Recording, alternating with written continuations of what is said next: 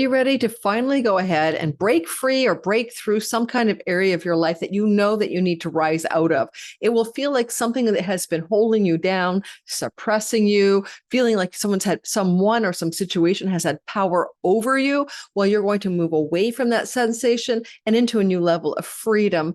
And that's because Pluto will be heading direct October the 13th. Not only does he head direct, and he has been retrograde since early May, but he's also doing it in a very rare state of condition. I call it Pluto unleashed.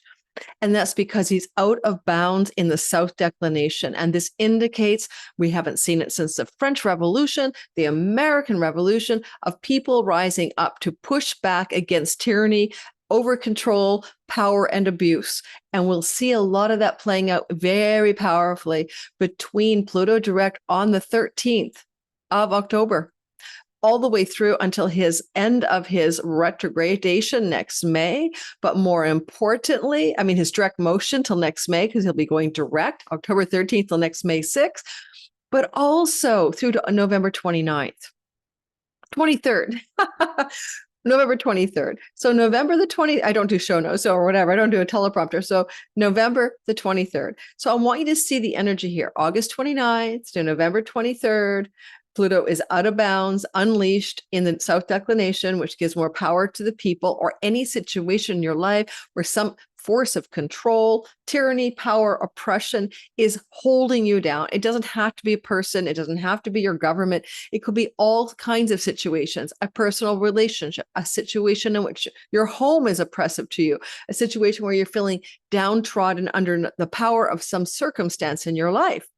And you're going to be able to begin to see freedom and a way to move past that and to rise up and claim your own personal power. And collectively, we'll see a lot of that too. And maybe that will include collective protests or sit-ins, etc., about world events that people are not too crazy about.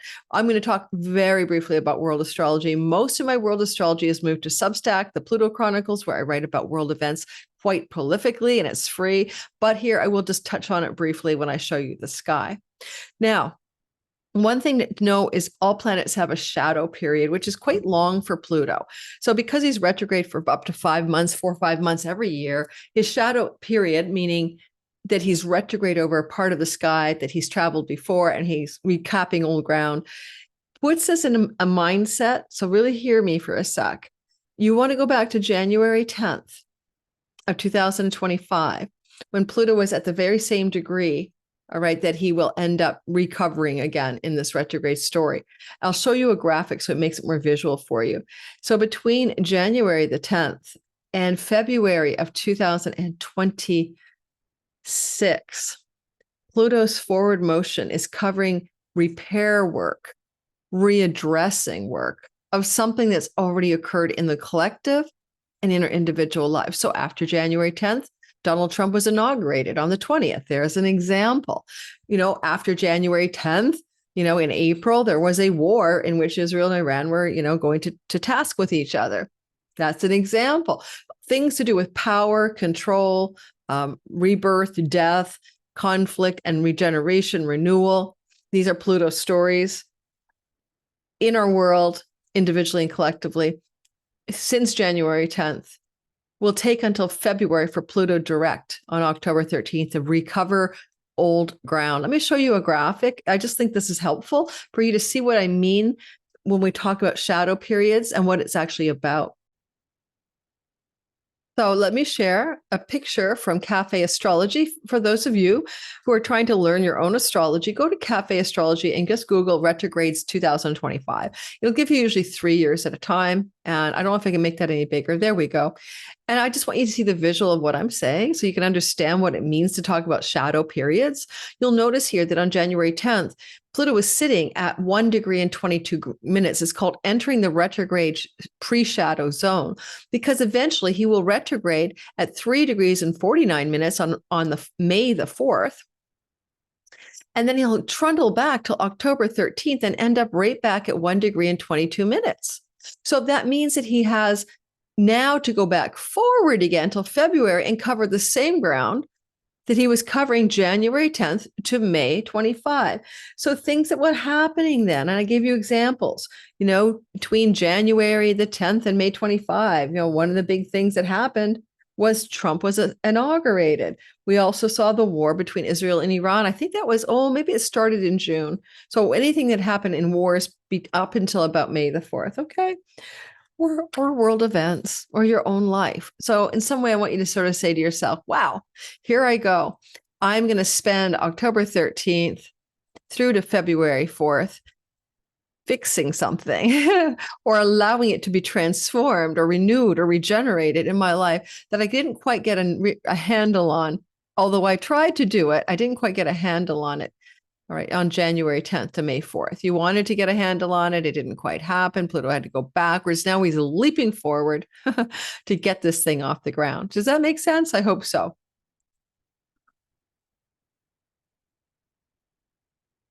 So one thing about the shadow zone is it's very subtle. It's not going to be like clobbering you over the head, but it's kind of like January 10th to May the 3rd. You thought you knew what you were doing. You had to go back and rethink it from May the 4th to October 13th. And now you're ready to go forward on missteps you might have made January, February, March, April into early May. So kind of like retracing your steps, then going back. See, he retraced his steps. He went all the way through to May 4th. I said, got to go back. Didn't do a great job. And then so May 4th to October 13th, he was retracing his steps. And then he's ready to go full bore. And not only is he going full bore forward, but he's out of bounds in the south declination, which gives the individual power. Okay, power over that which suppresses us. Okay, whatever it is, even an addiction can be got all the power over you. Something that feels like it has dictatorial, tyrannical, oppressive power in your life. And you could free yourself from that. So welcome to my channel. If you're new, my name is Lori Lothian. We're using the whole sign house system. We're going to talk about four fixed stars today that are tussling with, like sitting around Pluto, including Altair, a star that connects us to themes of war. And boy, have we been through that since Pluto entered here in January of 2000 and whatever year it was, January 2024. And we also have to indicate here as well, the asteroids are very powerful during this particular Pluto station direct. And I'm not happy with some of them, like Volcano with Mars. It's very explosive events that could be very shocking and intense.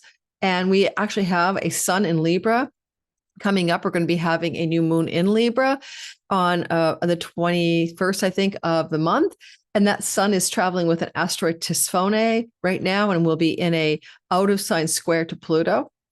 And Tisphone is the punisher of people. It's one of the Greek punishers, one of the Furies, who are doing murder or wantonly killing people, and there will be a retribution or a punishment. So I'll show you that sky as well. So there's a very short amount here today. I'm going to tell you, very short amount of me talking about world events. Because if you don't know why, it's because people are angry, vitriolic, mean, and also it doesn't work for the algorithm. It's sucking ass for my channel. So I get way better results when I'm talking about you guys, not the world. So there you go. I don't know what I'm sharing. I didn't mean to be sharing there. Let's get going and share the thing I want to. And I've got an ongoing saga I cannot annotate, unfortunately. And I've had like escalation with Zoom. I've had ChatGPT trying to figure out. Nobody knows why my annotate feature doesn't exist on my toolbar or in my more button up here. You can't see what I'm doing. And so I can't circle things that I like to do. I like to draw on stuff when I'm teaching. So it's really frustrating me. New MacBook Pro, M chip. If anybody's had similar problems and solved it, let me know. All right. So here's the deal.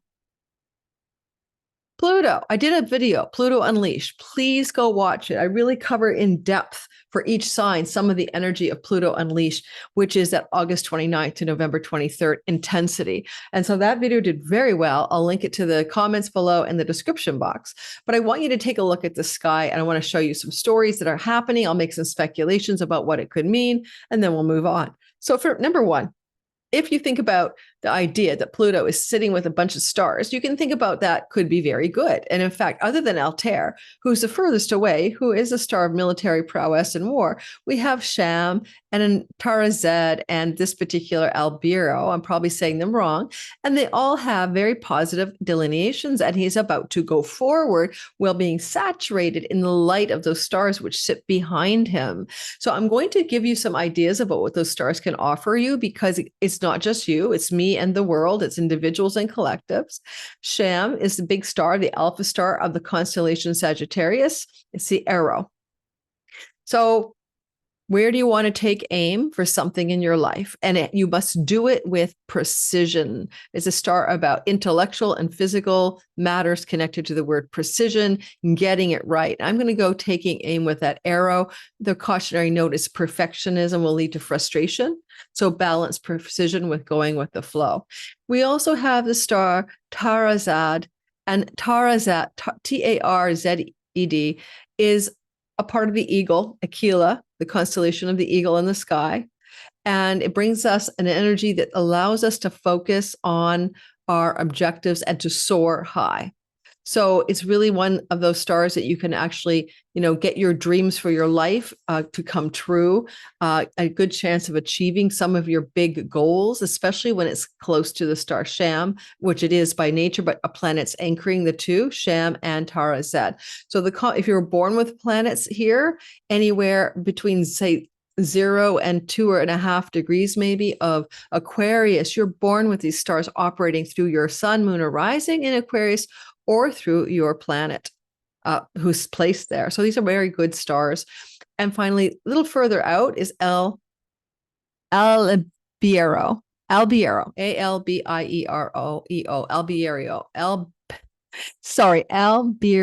Albiero. This is a constellation of Cygnus to Swan, and it can bring into your life artistic and creative energy, beauty. It can help you express feelings and your huge dreams that you might have. It's very majestic and strong, and it's delineated as being true to oneself. So who doesn't want to be true to oneself? So all said and done, that feels to me like that trio of stars is really infusing with the light of those stars very positive things for the energy of this turnaround story. Okay, so October 13th through till May 6th of next year, there's sort of an initiatory energy with very powerful stars cooperating in our sky. I talked about asteroids. I'm going to be relatively brief. I want to note for you each that because we see the sun at 21 degrees as the direct station happens, and it's going to be direct around 8 p.m. Vancouver, Canada, or Los Angeles time zone, 11 o'clock in the evening Eastern time, like New York City, and adjust for your zone in England, etc. But it's not so important to know exactly when before it stations direct. I'm recording for my Patreon community October 9th. He's really moving slow, and he's very powerful because he's getting ready to station direct. Okay. So there, and he will be sitting in that very slow stationary vibration all the way from now, October the 9th, really, through until about a week after the station direct. It's very intense gravitas to his energy. But this is, if we were not to focus on the sign, which makes it look like it and wanted to be a trine, the sun at 21 degrees connected to Pluto at 1 degrees is going to give us an orb of about 9.5, 10 degrees. And you could call that an out of sign square. So there is some intensity coming from the sun as Pluto stations to turn around. And the sun represents leaders, people in power. And in this regard, this is the asteroid of Tisphone. And Tisphone, if I was to read that to you in a hot minute here, let me open up Tisphone, one of the Greek Furies. Okay. And they punish those who committed crimes of murder, justice, paybacks for crimes against kinship, getting what you deserve, good or bad. So it's kind of a cosmic justice thing going on with Libra energy. Well, the nation of Israel has a Libra rising. There's your world astrology. You wanted it. And also Benjamin Netanyahu has his sun and moon right here in the same area of this particular story. So we can see something going on there. We don't know what that might be. Place your bets. And Venus happens to be sitting here with Daedalus, the inventor. And I want to bring that up in another context. He invented the wings that his son used to fly to the sun, and the wings were made of wax, and the wings melted. And so it's something to do with an inventive energy here. And what I'm wondering, but I don't know for sure, we might see something to do with an invention that may be out of control, like it's veering out of control, because this is Phaethon who swept down, like Phaethon had a dad who drove the sun across the sky and kept the sun from burning the earth or freezing it by keeping the sun in his chariot exactly the right distance from the earth that we didn't burn or didn't freeze. And his son got a hold of the chariot without a driver's license, tricked his dad into it, and almost burned and almost froze the earth. So something that could be a peril for the earth, whether metaphorically or literally, connected to the word invention. And of course, the wings melted for the son of Daedalus, and he fell from the sky. So melting wings, falling from the sky, something perilous, almost burned the earth, almost froze the earth. This is interesting. I don't think it's AI Atlas, but you never know. I don't think that we've got enough information about that thing yet. It's suspiciously not like a comet. There is no tail. And another point I want to make is Volcano. He is the husband of Zeus, of Venus, husband of Venus. He made the weapons of the gods, the armor. He was the armor for the thunderbolts of Zeus, but he also can represent volcanic energy, explosive anger and rage. And he's with Mars, who's really good at that. And there's Mercury, the information. We see Scorpio with things that are hidden, conspiracy theories, intelligence agencies, 3-letter agencies. There is something explosive likely coming out in our news cycle near October 13th. And it's also going to be very, maybe, but I don't know for sure, powerfully connected as well to what might be going on, somehow with the energy of the South Node. The South Node is where we lose. Something is being lost. We see Orcus, the Etruscan god of wealth, but the punisher of broken oaths. And we have that energy with a volcanic Mars. It could literally be volcanoes. It could be something like that. And then we have this is Requiem. Requiem is funerals for a famous person, a big ceremonial funeral. It was active when Queen Elizabeth died, for example. It was active when the Pope died, for example. So Requiem is activated very strongly as we see the sky evolve as Pluto goes direct. Will there be a requiem or a funeral for somebody who would likely be Martian, warlike, volcanic, raging, masculine energy? Possibly. So keep that in mind. I called the Pope. I got that one right in my world astrology. I called the assassination for Trump in my world astrology. I do get some stuff right, but I'm not sure who this is. When I think about Mars, I also think of the A word, right? To purposely unalive somebody. And it could be a volcanic explosive story about an unaliving attempt on somebody. And then there's a funeral for that person. And Virgo, right? What's a Virgo person? Well, Netanyahu has his midheaven up here, just right around the South Node, his career reputation. So there's that. If you're following the news, Candace Owens put one of those things out where she said, there's a name for it. But anyway, if I die, I didn't die by natural causes. And she sent all this information to expose people to like 8 or 9 people. So that anybody who is potentially giving information that's precision, Mercury, or trying to investigate something, Mars is the sleuth, the investigator, the Sherlock Holmes of the chart, in Scorpio especially, could come into harm's way. I dearly hope that she's okay, but because I don't wish anybody harm, but there's a lot going on where she's busting the narrative that Charlie Kirk was pro-Israel. At the very day before he died, he said he could no longer stand as a pro-Israel influencer. And that has been exposed a day before my recording. I'm talking on October 9th, and verified to be a true fact based on a screen grab of a conversation by chat with a bunch of people in his organization. So I'm leaving you with that. I know a lot of people said, I want more world astrology. When I'm in my Substack placement, I do a month ahead world astrology edition. I talk about it on the weekly. I have a lot of drops that are nothing to do with a weekly or monthly because I have to talk about a world event in astrology terms. So please consider, I don't know why that hand keeps showing up. Please consider joining me on Substack. It is free. And you get a lot of free world astrology content. I know you like me on YouTube, but I can't do everything here when I'm going to risk being demonetized or deplatformed.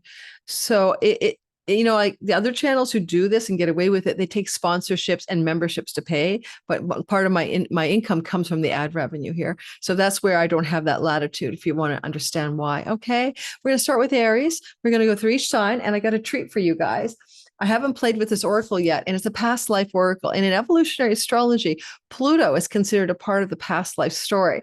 And I thought it would be fun. This is by Doreen Virtue and Brian Weiss, the guy who does the past life regressions. I play with this in my life, and I find it extremely fun and useful. So we're going to bring in not just the astrology for your sign, which is going to be amazing. We're going to talk about what it is potentially that you are going to experience as Pluto heads direct, and how you can use that energy for yourself through till next May. But with a qualifier, out of bounds gives you the ability to rise above suppression, get out from underneath suppression.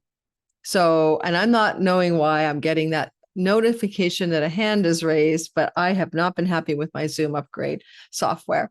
Let's go ahead. Let's take a look at your sign. We'll share this window. We'll start with Aries. Wish I could annotate for you guys. Can't do that. Thanks, Zoom.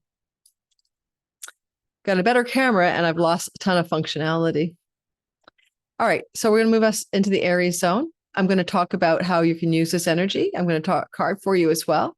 I will reiterate 1,000 times over. You want Pluto out of bounds in the South declination because it frees you from a tyranny, oppression, dictatorial energy, any person, thing, or situation that's in your way.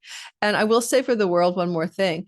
You know, when you think about it, just for the world, it looks to me like, for the world, just for a sec, you're looking at like digital IDs going to be happening in England, which nobody wants. You're looking like Larry Ellis buying a TikTok and now suppressing the algorithm so people don't have free speech there. That young people will abandon the platform at some level, but you know, they've set a whole industry up there for themselves. And so where we feel like an oppression of power trying to control, we all felt that during the pandemic, right?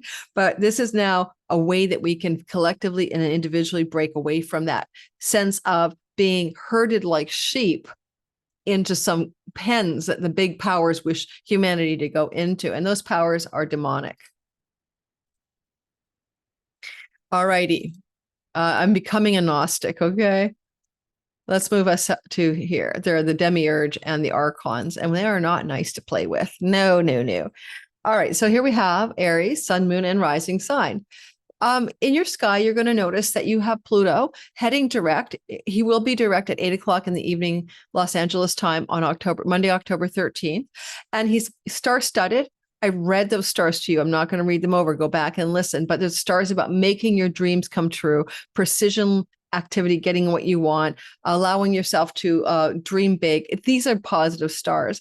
And so you've got this indication of something new that really wants to start with a lot of star-studded potential. But at the very same time, it's in your 11th house of good spirit, which lends itself to financial abundance through unexpected windfalls. And it's possible that some of you may experience some kind of financial inbound situation that feels very lucky or very fortunate, or like you know, pennies were falling from heaven and they're coming for you and you got your hand out to catch it, because Pluto is the god of wealth. And so in this regard, his out of bounds stature connected to all these positive stars as he heads direct is important. I mentioned earlier that he's kind of going forward till next May, after having to go back and redo things that started in January through till about May 4th. You know, it was a false start. And then May 4th till now, he went back to reinvestigate. And now you're ready, set, go, right? You can get things off the ground till February. That's when the shadow period ends. So if you were trying to get something going January, February, March, April, and it stalled out on you or didn't really get you where you thought it was going to take you, now you've got a chance to redo that in the house of your career gains. You see, you're making money up here, you're earning money. It's a second house from the 10th. It's your fame, it's your fortune in your career, it's your perks, it's your recognition, it's your money from your career, profitability from your career.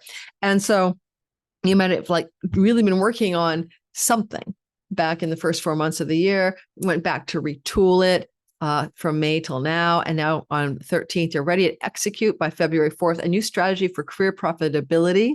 This is also your social setting, social groups and friends, and long-term goals and plans for your life. Those are being rebooted now through till February, new orientation towards those groups, new groups of belonging, and new social levels of social influence could emerge from this story. And one thing I do want to say about it, it is involved in a whole sign trine to Venus, which really does bless this. And that's one of the things I like most about this stationary direct energy. Venus in a trine is opening up good, powerful Plutonian positive juice. And even though it's only really actively tight for like the first October 13th to the 17th, I get that. It's also in the initiatory moment baking in this energy. So Venus is going to support financial abundance and love. If you are looking for a new relationship, this is definitely going to be able to bring it in for you. Venus is in the house of a significant other. Pluto could mean a powerful, wealthy, influential person coming through social groups or career matters. And whatever it is for a single Aries, this could bring you love. Otherwise, it just is a sense of bounty with your audience, your marketplace, your clients, and all of that energy applying towards you in a super beautiful and very positive way. Now, one thing I would also say before we pull a card for you is simply this. Venus is also trining in this beautiful air trine, Uranus. And Uranus is about something you didn't expect, something unexpected, something surprising in a positive way. And the positivity is definitely not something to be dismissed. Venus is trining Uranus, well, also trining Pluto. And so this is unexpected and positive surprise connected to a kite. You can see the kite there. And so I would expect that you're going to have some lift off in something in your life that you really want. Okay, something that you're really excited about in terms of maybe a travel opportunity, a social media opportunity, a journey or a voyage somewhere that you're really yearning for, and also maybe some positive financial surprises connected to the internet technology and the World Wide Web. That's Uranus in the third house. All right, so what we're going to do is draw a card and see what you get. And don't forget, the deeper meaning is between October 13th and February 4th. Where have you felt contained, suppressed, oppressed, power down over your head? You feel powerless. You're reclaiming your power. In fact, I'm going to say reclaiming your power is the name of this video. I'm writing it down for my video guy. Reclaiming your power. I almost feel like I need to do a new intro now with that great name. So the card I'm going to draw for you today from the Past Life Oracle, all right, let's get that drawn, is to say like what kinds of past life hangups could be, or past life overlays could be bleeding through. Pluto being an evolutionary astrology wise, a planet connected to our soul and our other lives. Let's take a look. What's going on? What's going on for you? The mother. Okay. Now, the mother archetype is technically fourth house matters. Mother archetype is also connected to, of course, the moon. And I would definitely want to share something with you again, because I think it's relevant. As Pluto ingresses into your 11th house of good spirit, the moon is with Jupiter in the fourth house of the mother, your childhood and home. By the way, brings a nice vibe of bounty and prosperity in and from your home at this time around the 13th of October and a day or two before. But it seems like the sky wants to point you in this direction. All roads are going to lead you back to mama. And funny enough, Venus is the ruler of your second house of your wallet and your pocketbook and the earnings and money that you have. And if you don't know this, almost all mummy issues lead to money issues, okay? Material issues and money issues. So it has to do with mother materia, and material realm is mater, mother, Latin. So you will find that if your money is a problem, your mother issues have not been solved or resolved, or you got, unresolved mama trauma, Donald Trump has gone bankrupt many times, okay? And his mother does not look like she's like a bed of roses in his chart. I think he loved her, but there was some strange undercurrents. So there's an example with, his boom and bust in his finances in his lifetime. Mother, sorry, I'm looking alphabetically for it. I thought, there we go. This is your past life. Watch out, Aries. This card indicates your mother in this life was also with you in other lifetimes. It's a very common occurrence. Yes, probably, but I'm going to say it in a broader way. Come up from underneath your childhood lessons and your childhood experiences connected to mother, which informs and takes influence over your material prosperity in your particular chart. And if you enjoy a healthy and loving relationship with your mom in this lifetime, you were probably drawn together because of your fondness for one another. However, if your relationship has been challenging, this indicates a need to balance the karma through forgiveness. If your mother's alive or dead, one must always honor the parents in India or forgive the mother, because mother did the best. If mother was a hot mess, mother did the best. And some of us had malevolent mothers, dark mothers, bad mothers, not me, thank goodness, but you can still forgive the mother, because by forgiving the mother or working on your mother's stuff, you open up the opportunity to prosper in your life. And this chart shows that. Venus is in Libra, bringing you people that help you prosper. She rules your second house. Well, the moon and Jupiter are together in your fourth house of the mother. So that's your homework. Deal up your mother issues. Love your mother. Write a love letter to your mom. Even if she's not alive, even if you don't like your mom, write a love letter, okay? Or forgiveness letter. You don't have to send it. It's just a ritual. All right. So Taurus, sun, moon, and rising sign. Venus is the lord of your sign. I do enjoy the fact that as Pluto stations direct in the evening of October the 13th, Venus is applying in a beautiful trine to Pluto, and Venus-Pluto trines are always powerful and positive. And it could be opening up a door of opportunity for you. And I really think this opportunity is professional. I think a lot of you might be looking at a work opportunity, a job opportunity, a job offer, a raise, a promotion, a bigger office space, some elevation of stature when it comes to work and career, but also money. And why money? Because that's the second house, earnings and resources and possessions, and everything is going to be lifting off in a kite. I'm not going to draw that much attention to the kite. It's anchored by Saturn, but that would also be more career profitability for you. And in essence, it tells us that you're going to, as Pluto stations direct on October 13th, really begin to experience some positive developments in your livelihood, the Artha houses, work, money, material prosperity, material success.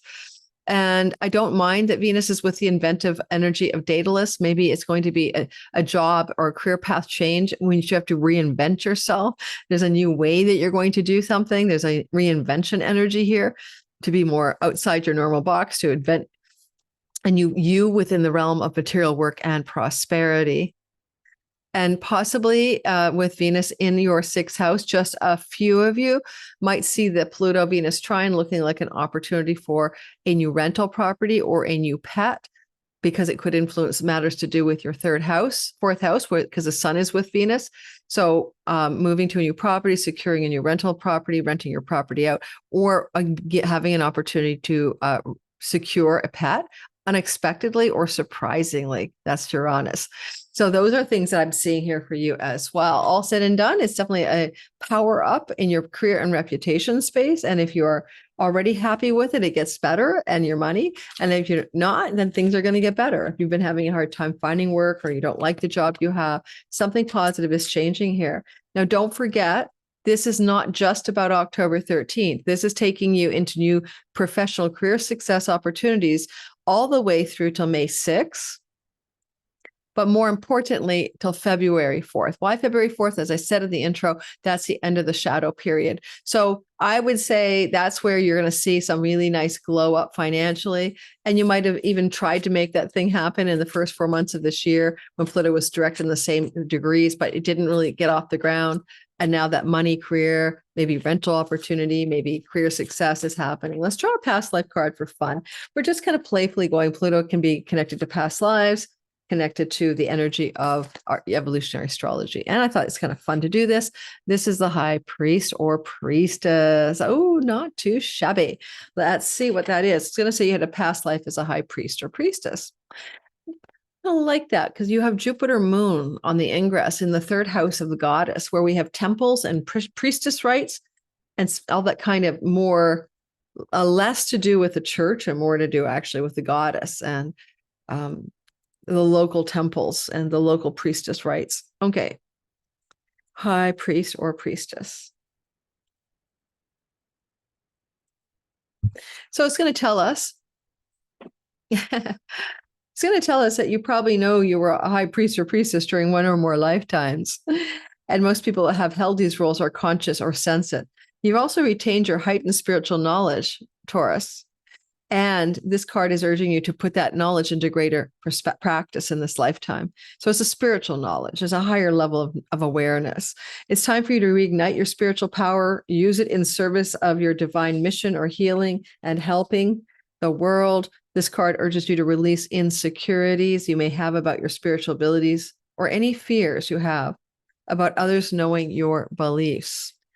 Jupiter wants to give you bounty as this Pluto stations direct with the moon in your third house in terms of anything to do with your local environment. So if you're looking for new work and it's a change of locale, maybe a change of home resulting from your work, that can also be extremely positive. But I'm just going to go with what the cards say. I'm just playing with a new deck for fun. It doesn't mean all of you will resonate. Take what works and leave the rest. Gemini, sun, moon, and rising. I have a progressed sun. I half-assed one of you. Progressed planets are not as fundamental as your natal placements. Now, when you look at the sky, you'll see that Pluto is moving in the evening of October 13th, direct, stationary in your ninth house of God, flowing to you.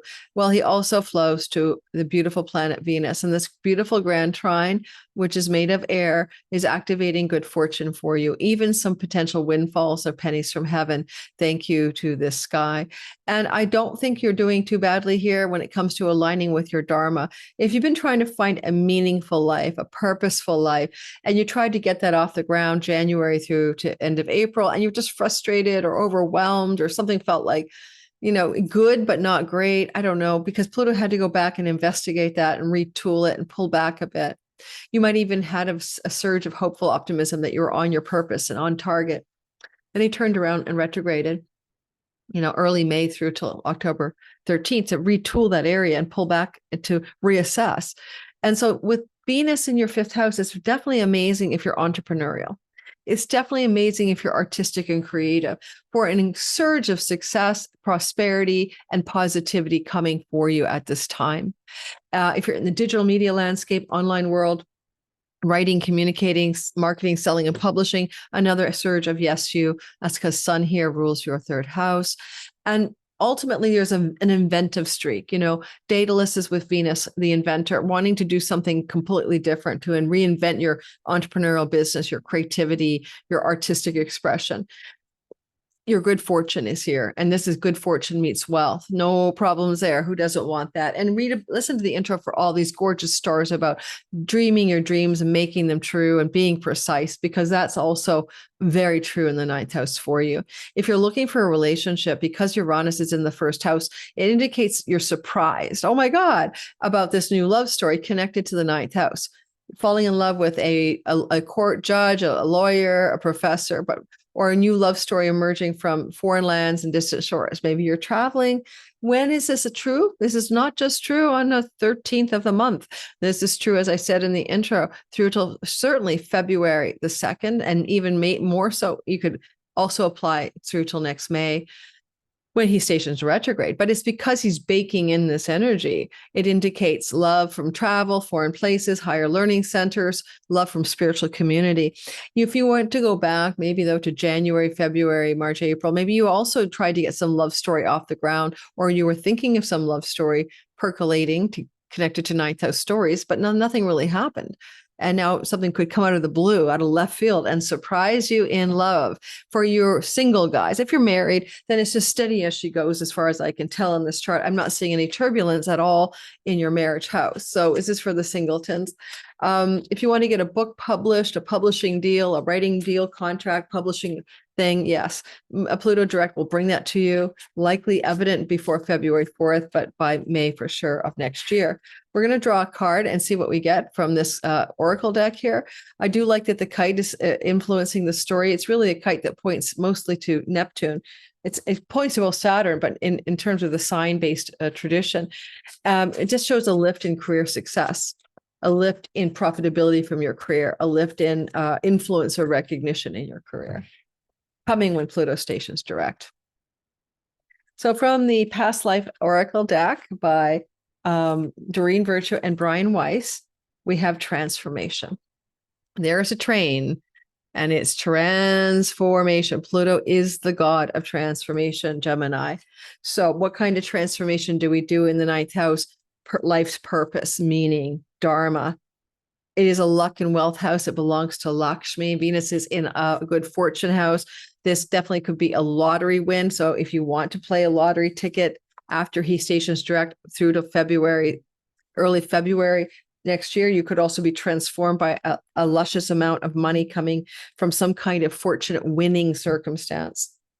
And don't forget, if you've been feeling oppressed, remember this is called reclaim your power. You've been feeling under some heavy weight of something you can't really get out from underneath. In this case, your creativity, your enjoyment of life is heavy. You're feeling like you're drifting from meaning and purpose, and that feels like a weight over you. This is the reclamation of power. So transformation is such that it says, I'm slow at getting through this, as you can tell. Transformation. Oh, it's transportation. I'm not recording this. Probably you guys are reading the card going, what is she talking about transformation? It's transportation. I was wondering why they had a train on this. All right, that's evident, right? It's simply saying transportation. The ninth house is travel, especially long distance and far off shores. Venus is with the sun who rules your house of short distance travel. There's positive, powerful redirects of purpose and passion and creativity and fun through transportation. But this is a past life deck. So here's a thought. You might have had some intense experiences, right, in past lives involving transportation. It's true, especially if you have any phobias related to airplanes, cars, and so on. And these fears don't dissipate as a result of getting traditional counseling or even hypnosis. In those cases, you likely suffered a traumatic past life event connected to some moving vehicle, which has caused you to lose trust in it. Now, I've definitely had some issues with being on boats, right, ferries, when I was younger. You may have been involved in the invention of a form of transportation or related technology, and that knowledge wants to serve you in this lifetime. So this includes those who lived during the time of Atlantis. I have Atlantis on my sun in my chart, when transportation was fueled by solar and crystal power. Your life purpose may involve reawakening the knowledge of alternative modes of transportation, which could be beneficial to our world. I would make that more beneficial, inventive energy. You've got the inventor, Venus, Sun, all clustered in the house of creativity. So I'd say you want to invent something, but it doesn't have to be a transportation device. But if you think about the meaning of what I just read, is there a place in your life where you fear, going places, traveling, going off somewhere where, it's not rational, but you might want to consider it. Your transportation houses are activated by Pluto direct now through to February the 4th. I just canceled. I have a 2-week trip to Mexico. I canceled the first week. I just felt intuitively to do that. So there's something about that whole transportation thing. That was my progressed sun speaking. Okay, so are you a Cancer sun, moon, and rising? Well, aren't you darn lucky with the moon exalted, Jupiter exalted, and the moon in her home kingdom holding hands as Pluto goes direct? You feeling really good on October 13th, I hope. Pluto is moving forward in a part of the sky where he tried to get some lift for you last January through to April and failed to do so properly. And therefore, now he's going to redress the storylines of that time frame by moving forward in a house to do with taxes, chunky money with your inheritances or spousal support, money you get through tax rebates or government assistance, money you get through debts, loans, mortgages, money that belongs to the bank, shared resources. So these monies, investments in the market, stock markets, these monies are now having a kind of reclaim your power energy as you come up from underneath some heavy energy around that kind of financial sustenance. And you're going to be able to see by February how you are going to have a new freedom as you reclaim your power in this part of the sky. Also, sometimes this is also money you share specifically with a spouse, and there may have been some hardship or difficulty, feeling compressed or strained by that. And now that is going to lift, and you're going to feel a lot more free. Money, as well as occult mysteries, magic, and deep psychological transformation are possible where you've been stalled out and you can get deeper into your mysteries, your occult matters, your tarot readings, but also your own psychological heaviness, the baggage of your psychological disposition, your egoic consciousness is going to have a new reclamation of power, maybe getting out from underneath something. And I do want to say that because Venus is flowing beautifully from the fourth house, which is a moksha house, which is a moksha house, which is a moksha house, all these guys, Uranus, Pluto, this is very spiritual awakening. This is liberation from the matrix for any cancers barking up that tree.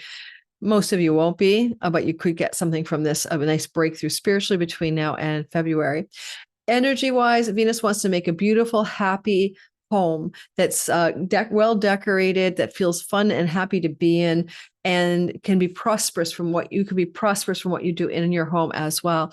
Inventive energy, she wants to be inventive. She wants to try new things, whether it's decorating the home or finding that new home.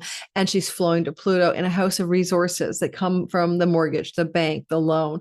It's great for selling a property. It's great for purchasing a property through till February. Also, unexpected surprising opportunities for property and money and resources and sale and purchase connected to foreign buyers, foreign people, and foreign lands. If you make money through foreign people, foreign companies, and foreign lands, you're having a glow up, especially if the money you make is something you do in and from your home base, and there's a nice financial glow. The kite is lovely because it's pointing up to the 10th house Neptune, where your career and reputation is also on the rise. So you can't complain about that as well. That looks really good on you. Sometimes when Venus is in the fourth house, you might have a female visiting you, or you're staying in the home of a female, not a mother, but like a sister or a friend. And this is also saying that if that's happening anytime early in the story, like October 13th out a week, it's baking in some favors from that friend that benefit you in surprising and positive ways, especially in terms of shared monies and resources. You need a loan to buy a property, a friend lends you a down payment. That's an extreme example, but it could happen. Finally, the sun is here with Venus, and the sun rules your house of your pocketbook, your wallet. So there's definitely going to be more money coming to you in the time frame of October 13th to February 4th, as you capture the reclaiming your power energy. We're going to draw a card from the book. Where is the book? From the Past Life Oracle deck by Doreen Virtue and Brian Weiss. Doreen Virtue, my goodness. This must be an old deck because Doreen Virtue went Christian and disavowed Oracle decks. Spouse. Okay, it's going to say your spouse is from a past life, but it's drawing our attention to the 7th house, because the 8th house money is money you share with a spouse, right? It's very clear. It's very cleanly that. And so there is something about finances and the word spouse coming in here. Would this be a new relationship that to bring a spouse? It could be. But if it is, it's coming close to home, or because you travel to a distant shore. 12th house doesn't have to be far off land, right? But somebody connected to your ethnicity, your homeland, your cultural values might be also indicated if you're looking for a relationship. But we're talking spouse, right? So we're talking about getting a spouse up and running between now and February. I doubt that's true. So we're going to go more with money that you share with spouse in the sky. But if you drew the card, you must know this, that your spouse, if you have one, is somebody you've been with in previous lives. And perhaps your current spouse is someone with whom you shared a romance or a relationship before. If you're single at the present, your future spouse is likely from your past lifetimes. In some cases, lovers reunite across centuries and share an underlying bond of true love. This is what is usually referred to as a soulmate. So drawing this card can signify the person you're inquiring about is that individual, or that individual will come to you. Venus in the 4th house, okay, bless her soul, is beautifully appointed to bring you a beautiful love story with somebody with whom you'd like to cohabitate. So that sort of does make sense. And she's opposite Neptune, the soulmate planet. But you have something going on with the 8th house, right? Like there's a lot of karma in the 8th house, and there's a lot of spiritual energy with the 12th house Uranus. So let me know how that resonates for you. Take what resonates and leave the rest. I'm going to pause the recording, have a little snack, and be right back. Be right back. Okay, let's get going on to our next sign, and we're going to talk about how you can reclaim your power as Pluto is out of bounds and in direct motion. And I do want to say this is an exciting period of time for all of the world. We're going to see in the next decade a huge amount of revolution. watch my Pluto Unleashed original video. In the meantime, here we are, and we're moving into the idea here, not with Cancer, but with Leo sun, Leo moon, and rising sign, that we have Pluto moving forward in your marriage house, your significant long-term relationship house, your audience, marketplace, and clients house. He's been retrograding here since May the 4th, and now he's heading into direct motion. One thing about him is that he's also going to cover ground that he's already covered back in January, February, March, and April. So I want you to think of those long-term love and business partnerships, how you approach a client, audience, or marketplace, and what was happening January through to the end of April, because now he's ready to make a statement and go ahead and get things right here. So if you're in a relationship and it's been having difficulty, he's going to, going to kind of reclaim the power of the relationship, or the other person in your life, your significant other, may be going through something significant, right? That they may be dealing with some transformational experiences, and now they're ready to make a statement and go forward. Because there's a gorgeous water trine involved, air trine involved from Venus in the 3rd house and Uranus for the surprise in the 11th. This indicates something very positive is trying to happen that, yes, may not be something you're expecting. It may seem like out of the blue, but powerfully transformative regarding themes to do with your relationship or the life of your partner. And Venus is opening up something in the 3rd house. And in this regard, a sibling 1 younger or a sibling 2 older than you may be involved in this energetically as well. And it's very strong energy for you to perhaps be able to pull some kind of fortune out of a hat, like a windfall, a penny from heaven, because of where Uranus is sitting in relationship to a money goddess, Venus. So if you're going to have some kind of unexpected money coming, it does involve another person, likely a spouse, likely a significant partner in business or love, but also there's the energy of the lucky unexpected fortunes up here, and connected maybe also to a friend, a benefactor, ally, or sibling 1 older. With this energy, this beautiful air trine, there may be a call to travel. Neptune in the house of foreign lands, Venus in the house of more local travel within your country at least. And this can suggest an energetic desire or opportunity or a thing that emerges in the months that follow. Because although you're looking at October 13th, 14th sky, where this really applies and when it really matters is going to be all the way through to February 4th. In the post-shadow period. Pluto out of bounds is reclaiming freedom through the end of November. You are like, no one's going to suppress you. No one's going to squash you down when it comes to how you approach your love life, how you approach your professional career gains, and how you approach your social media landscape. Is down here: writing, marketing, selling, teaching, learning. 3rd house matters. Your everyday life is actually getting a nice glow up. You're going to reinvent yourself in the everyday world. Like, I don't know, the places you go, the shops, the restaurants, like the local neighborhood itself. And certainly, I don't know, Volcano, Mars down here. I wonder if some of you kind of co-present with this are getting ready to exit the home, or somebody's leaving the home, and it's all tying into some changes to do with travel or better neighborhood experiences, etc. With Pluto here, you're always going to be attracting, like, all Leo risings, a lot of wealthy, powerful people over the next 17, 18 more years.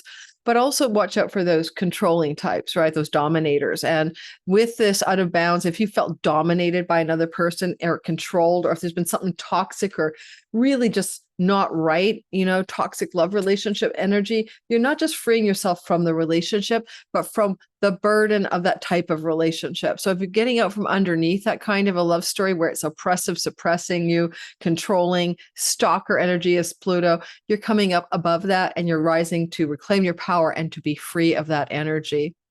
Let's go ahead and draw a card for you and see what we got. And let's take a look at we're doing the past life oracle for just a break in the pace. Doreen Virtue, Brian Weiss co-created this deck before I think Doreen Virtue became a Christian and disavowed every single thing to do with anything connected to the occult mysteries. Okay, so she's gone full on Jesus or something. Okay, Asia. Now, this is like a Buddha statue, right? Or something like it. So Asia, you do have a lot of action, like a kite pointing to the 9th house of foreign lands and the house of God, and Venus in the house of temples and local temples and the house of the goddess. So it's an interesting image to see this kind of saffron robe guy here, but it's probably going to say you had past lives. Some of you are going to experience this as a truth connected to temples in Asia. So let's see what we get. And we're actually asking, like, how can you cooperate with this sky using a little oracle energy? Okay, so it says a past life in Asia is influencing this current time frame, just right now, this whole Pluto story. You learn about reclaiming your power. You learn group harmony and the sacrificing individuality in the Asian culture. But the lessons of that lifetime need to be balanced with your current life culture. For instance, Leo, you may have been in the habit of suppressing your emotions and opinions in that other lifetime. And however, in this life, it is essential that you be aware of your inner truth. And you're also being guided to express your beliefs and feelings openly with your loved ones in order to deepen your relationships. Pluto's in your 7th house. Your fascination with the Asian culture stems from a love and respect for the people you met in that lifetime. Consider taking trips to Eastern Europe, to Eastern lands to reconnect with your ancient self and to learn more about your soul's journey. So how fascinating, because you do have spousal energy activated and travel, especially to distant shores and lands. Let me know how that might resonate for you. Again, take what works and leave the rest. So Virgo, we have a beautiful Pluto, reclaim your power, find your freedom. You know, I think I'll call this reclaim your power, find your freedom. I'm trying to think of a title for the video, for my thumbnail guy. And as Pluto is moving forward out of bounds, so he's recklessly going to push against or push hard against control, oppression, and suppression in your life, in your 6th house of work, job, and career. If something about your work, job, and career feels icky, then October 13th to February 4th, you're liberating yourself, finding a new freedom in the work, job space of your life. This also going to be an oppressive rental contract situation, that kind of thing. And you're coming up from underneath that. Some of you, if you lost a pet, then it would be out from underneath the loss and the sadness of losing a pet. You know, they were talking about Pluto back in January through the end of April, trying to get lift off here in the work setting, in the pet setting, in the rental setting, in the debt setting. You've got debts on your credit card as well. And you really are going to maybe say, okay, I'm not going to be controlled by these things anymore. These things are no longer going to be a heavy, dictatorial, tyrannical force in my life. It could have been a bossy boss, a boss you didn't like, or a toxic workplace, you know, a betrayal, abandonment, toxic vibe, a workplace that wasn't right, even a stalker in the workplace. So you're getting out of that, is leaving you behind. In fact, you've even got until, like this is playing out until February 4th in terms of the territory, the first 4 months of the year, 25 covered, but also it lasts until next May. So it's a real refresh button and a renewal and regeneration in the work. And it's surprising, it's exciting, it's exhilarating because of Uranus. And it also connects to this beautiful energy of Venus in your money earnings house. And this is an Artha trine. And so it looks like the direction of your life, Virgo, is going towards more, first of all, enjoyment in how you make money, more enjoyment of your dietary habits and styles as you transform them for better health, surprising changes in your social standing. Social standings is widowed, divorced, married, weddings, and wakes. You may have an unexpected wedding proposal, for all goodness sakes. But certainly I love this energy if you're wanting to increase your financial well-being, material gain, and prosperity through career and work-related matters. And that is where maybe the power was leaking and you needed to reclaim it. And it doesn't have to be that you weren't making money, although some of you might have felt that there was a sort of not, if you were making money, you didn't like the way you were making it, you didn't like the work, or you were not making the same amount that you want or that you need. And now there's going to be an exciting, exhilarating turnaround. That's what I've got for you. And in that regard, Venus is holding a kite and the kite is pointing up at your 8th house of chunky money. There's this percentage chance here you're going to get a massive sign-up bonus, severance package, some kind of tax rebate, or some kind of unexpected support from a spouse or some other kind of money coming at you. But mostly I'm also seeing how beautiful this is to elevate you in your work and money and resources and reputation. And you're going to reclaim a new power and find your freedom. Let us grab a card. What past life connects to these themes? Were you a servant and did you work in burdensome servitude in toxic work situations like a plantation? In the ancient tradition, the 6th house is the house of slavery. indentured servitude. Angels. Oh my God. Well, let's see. Are you connected to the angels in past lives? That is so cool. Venus rules your house of God. If you're going to find angels anywhere, it's up here. And she's the one holding the kite in the money chart. So let's see what angels tell us about past lives and this kind of time that you're reliving now. Pluto will be out of bounds in your work house until a decade from now, every fall. So you're going to continually try to claim a new way of, powering up in work and service, but also Venus with the asteroid Daedalus is indicating some inventive energy, a new inventive way of making money, not the same old, new industry even. You're going to reinvent yourself. You drew this card as a sign from your guardian angels who have been with you throughout your soul's history. In between each lifetime, your angels, Virgo, work with you to review the lessons you have just learned. They also help you prepare and plan for your next lifetime. You may have functioned as an angel during your time in heaven. You help guide and heal your loved ones, just like your angels do for you. Perfect for a Virgo who's always of service to others. As a result, you hold a deep love for guardian angels. Your guardian angels know all the details of every lifetime, and they can help you recall significant memories that allow you to heal your life in the present. Call upon your angels, Virgo, as you're falling asleep to reveal relevant memories and recall the details of your dream. When you're prepared to consciously remember all of your past, the material will be given to you. And you'll only be given to remember past lives to the capacity you're able to deal with it. And in addition, Archangel Michael, the angel of courage, strength, and protection, Raphael, physical and emotional healing, Raziel, God's secrets and mysteries, will help anyone who calls upon them. Like all archangels are unlimited and non-denominational, and they can be with everyone simultaneously bringing you unconditional loving power. If you have an addictive substance issue at all, or a habit or pattern of sabotage, the sun with Venus in the house of what you put in your nose and your mouth is opening up doors from the 12th to the 6th. And it's also a liberation and reclaiming power from habits in your food style or your nose and mouth style, whatever goes in those parts of your mouth or nose, dietary, addictive substances, and really having a breakthrough. I love the angels part of that. I will be calling on one of those angels if you're struggling with any of those storylines.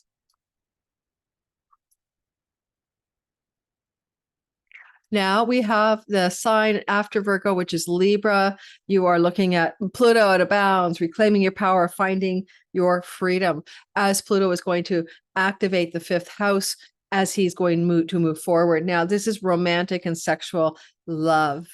And you might have noticed, like January to the end of April this year, 25, that things were trying to move forward there. And then they backtracked and had to really be thought out again. And you had to go back and go, is this love story going to work? Or what kind of love and relationship love do I want in my life? And there's a big renewal, regeneration, and transformation that wants to happen here. October 13th to February 4th, as Pluto covers the old ground he covered in the beginning of this year. You might find yourself also wanting to start an entrepreneurial business, and it wasn't the time before, and now you can get that going, or a creative artistic endeavor. This can also, if you're looking for love, bring you a new love story as a singleton. Venus in your sign, who's with the inventor Daedalus, and the sun indicates you might meet somebody from professional settings that you're going to fall in love with or have a new relationship with, or you could even just meet somebody because you are, looking for love. I mean, the 5th house just brings it when you need it, right? Fertility can happen with Venus trine Pluto in the 5th house, meaning fertility or pregnancy, and Uranus is unexpected, especially an unexpected grandchild on the way, or an unexpected pregnancy with you and your person. Wouldn't surprise me under the sky. So if that's not something that you're wanting, I'd say be cautious about that through till February 4th. The energy here also tells me that you are really tapping into your own values, your own sense of what you love about yourself, your own lovability, and your own, feeling good about who you are, right? Venus and Libra here through to early November. And with this really gorgeous love up with Pluto, there's a transformation around enjoyment. You're using your gifts and talents in this lifetime, finding the muse and the spark of what excites you and brings you enthusiasm. It's a beautiful story of a real claiming and reclaiming of authentic power coming from, acknowledging what brings you joy, satisfaction, and enthusiasm, and just saying yes. You don't need to wait for it. You can just go for it. And a lot of your luck is coming through Jupiter in your 10th house, which shows us that you're coming into a time anyway of career prosperity and success through till next July, and another year after that, a double whammy of career professional advancement and success.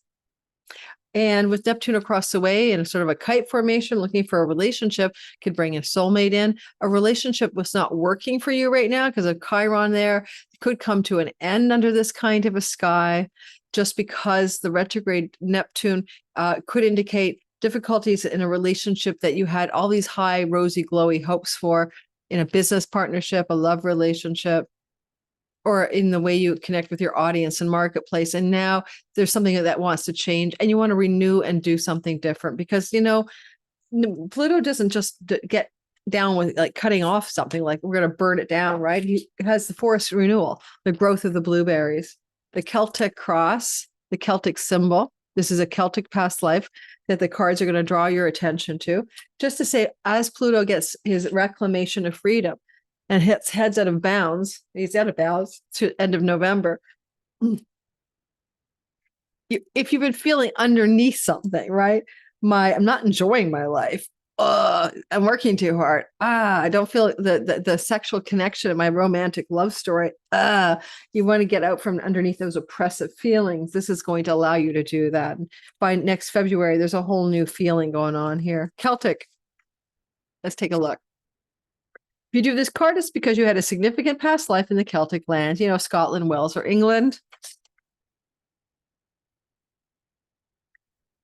You might have learned the old religion of the Celtic lands, which involved the use of healing herbs, and gaining wisdom from the oak trees. You would even perhaps have been a druid in disguise. Your connection to the elemental realm has made you love fairies, elves, and all fae. You respect and love trees, especially the oaks and the willows. If you haven't already done so, schedule some visits to the ancient sacred areas of the United Kingdom and Ireland and explore stone circles, castles, spiritual artifacts that can trigger additional healing memories. Now, we don't have to take that literally, right? I mean, it can be a big metaphor for you guys in this story. But if I had to make sense of it, because I'm always trying to figure out why I drew a certain card, and it was a really risk trying something like this deck to do with past lives. But we have Uranus in the 9th house in this grand water trine, the house of lands that are distant and foreign. And I kind of should have said something about that because I talked about unexpected birth of children or grandchildren. It could also be an unexpected surge of a new love story connected to foreign land travel. So, and as I said, also professional connections. So both of those are true. So I don't care where you're traveling. If you want to travel to the land of the Druids, do it. But you could become enamored and fall in love with a powerful soulmate energy person if you're single through this kind of sky.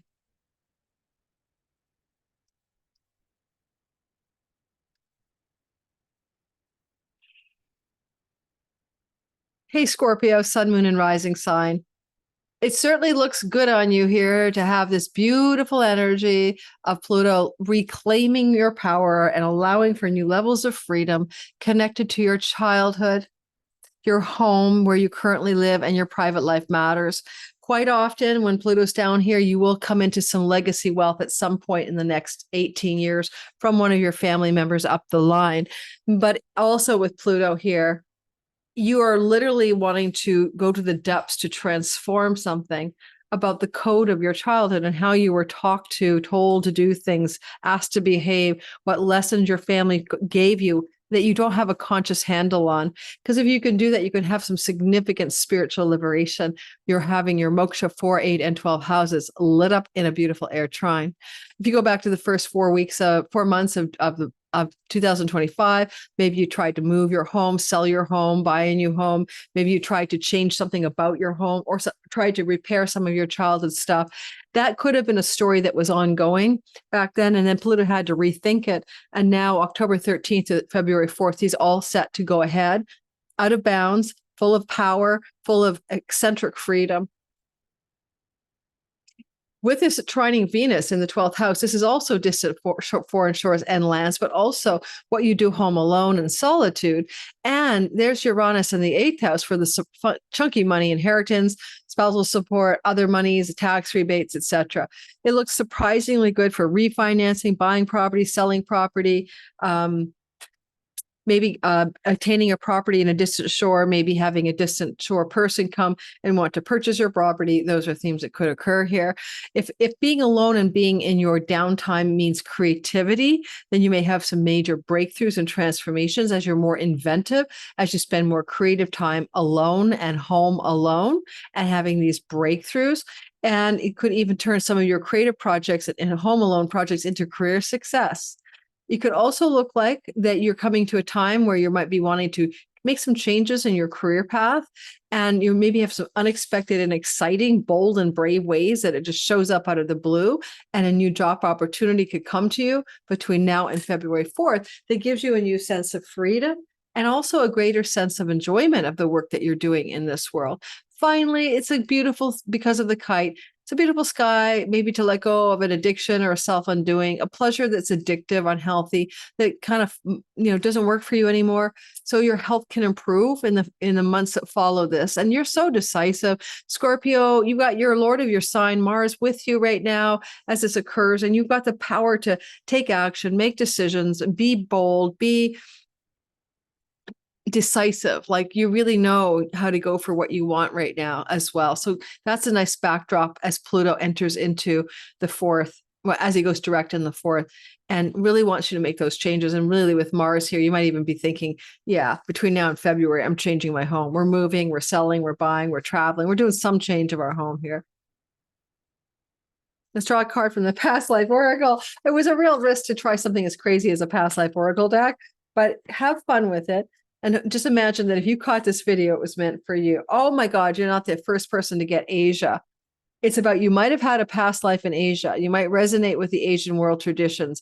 I'll read it to you though. Oh my goodness gracious. That's the second person to get that. Now, I did mention the distant shores and far off lands is where Venus is, and that can be foreign as well. So there is something going on here about the foreign lands between now and February, or somewhere far away from where you currently live for sure. Asia. A significant past life in Asia can influence this current situation. So it's about group harmony and sacrificing individuality in the Asian culture. But the lessons of that lifetime need to be balanced with your current life's culture. For instance, you may have been in the habit of suppressing your emotions and opinions in that lifetime. However, in this life, Scorpio, it's essential you be aware of your inner truth. You're being guided to express your beliefs and feelings openly with your loved ones in order to deepen your relationships. Now, I love deepening your relationships as well in this kind of sky. You do have the North Node in the house of romantic love. Your fascination with the Asian culture stems from your love and respect for the people you met in this lifetime, and consider taking trips to Eastern lands to reconnect with your ancient self and to learn more about your soul's previous journey. Now, you do not have to do that by traveling to another land. It can just happen anyway. So I want you to know that you could even, be involved in something over the next while where by traveling to distant shores or moving your home, you get closer to, like you move your home next to a Tibetan Buddhist temple. So there's ways that it could show up that you don't anticipate over time. You've got till February 4th to get this down. And so let's see what happens October 13th to February 4th as you reclaim some power. And if you felt heavy in the home or burden in the home, or the home was like, there's something about the home that just felt like you had no power, something was being powered over you, or a mother being over dominating if you're young enough or your mom's alive, this is going to help you reclaim power over those characters as well. Because you're going to go into your authentic power, right? It's not dominating another, it's being more authentic in your own power. There's a big difference between becoming a dominator to get out from underneath being dominated and becoming authentically, intrinsically self-powered. Now, Sagittarius, sun, moon, and rising. This guy says Pluto is making a breakaway, reclaiming your power, finding your freedom in the 3rd house. The 3rd house is your sibling, one younger, aunts, uncles, cousins, local neighborhood, social media, and the zone in which you live, the neighborhood. And for some of you, it's also shorter distance travel. Now, you might have been suppressed or feeling overlorded by situations out of your control when Pluto's here, where you wanted to take those trips. You wanted to have that social media thing going the way you wanted it to, prosperity from social media, writing projects. You might have been feeling like there was something out of your control with regards to how your siblings are interacting with you. And then you might have felt like January through to the end of April, when Pluto was direct here, you had it all figured out. And then, early May through till now, you had to go back and really reinvestigate your strategy. Now things can go forward. Again, there's a huge out of bounds energy playing out as this happens, allowing for a kind of a new kind of exhilarating freedom from that which could be burdensome in your third house.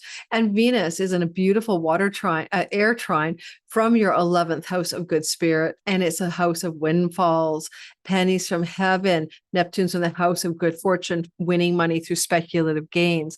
You could get a sudden burst of money from a sibling one older than you, a sibling one younger, and money coming as well towards you. And certainly with this windfall pennies from heaven Venus position with the inventive nature of Daedalus, you might be the resource that creates your own windfall. You might invent something new, a new way to approach your career, a new way to deal with your career profitability in an inventive new way, should you be working in a career at all.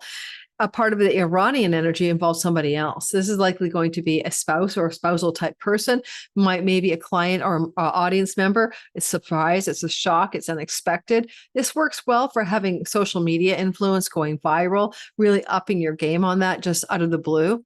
And that will be true October 13th to February the 4th. But the unexpected surprise here could also involve something to do with a marriage type partner and their life. And they may be going through this sudden experience of more prosperity, more wealth and success. Under this kind of sky, you might also fall in love. If you do, good chance it happens because of somebody, a friend or a sibling introducing you to somebody new, meeting somebody because you're traveling or in a professional work setting, meeting somebody because you're in a skills-based course of education, learning a new skill. Meeting somebody in these ways could lead to a very fast-moving, very intense, very soulmate energy. You probably resisted at first. You'll think this doesn't seem real, but because Neptune is retrograde, he's showing you what's real. So looking for love as a Sag could bring you into proximity to a very beautiful and maybe whirlwind relationship. So nothing wrong with that. Whirlwind relationships can be a lot of fun. And you could find yourself as well, finally, wanting to transform your local environment and your daily routines off of the sky. Find a new, zone of living, maybe change your city, change the neighborhood you're living in. Certainly with Saturn in your 4th house in the North Node, you want to expand your home. You want to feel a sense of growing into something bigger. And so some of you might be changing your home here or moving to another land even based on Mars and the North Node. Taking maybe even becoming a nomad or moving to another country than the one you currently live in. Now, this is applying through till February the 4th. Let's go ahead and get a reclaim your power, find your freedom storyline. The mother makes sense. Yeah, lower my hand. I'm not even. The mother, because you have the North Node and Saturn in the house of the mother at the time of this this direct motion and Venus story. So because you might want to change your home, like inside your home, the way your home functions or your neighborhood or your city, or make a move to a distant place, all that's in the sky for you right now, Sag. This all goes back to mother, home, homeland. Some of you might go back to the motherland, the homeland, if you've already expatted or moved abroad. Others may find that things to do with their mother relationship and their childhood or elderly mother figure, Saturn in the 4th house right now with the North Node, influences things to do with the choice of home.